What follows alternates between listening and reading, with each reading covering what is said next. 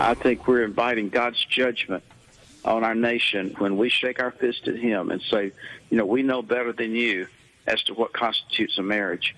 And I pray God's mercy on our generation that has such a prideful, arrogant attitude to think that we would, the audacity to try to redefine what marriage is all about.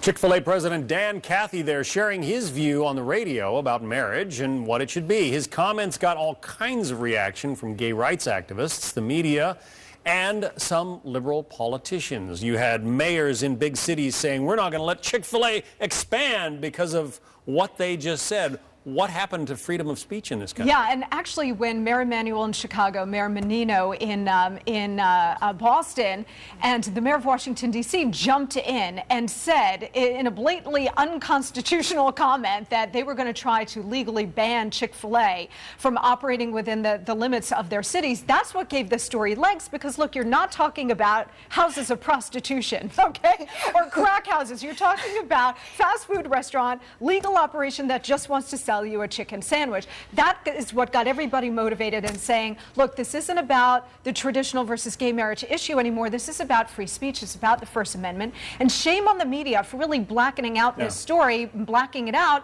because the media only can exercise their First Amendment rights under the First Amendment, and yet they would not come to the defense of Chick-fil-A. Mark Stein wrote a piece in National Review pointing out how the mayor of Boston has allowed a mosque in Boston to be built on city land, $1.5 million worth of city land, when one of the backers of the mosque advocates, tossing homosexuals off cliffs as a way to punish them for their sins. That's okay, but you can't let Chick-fil-A in.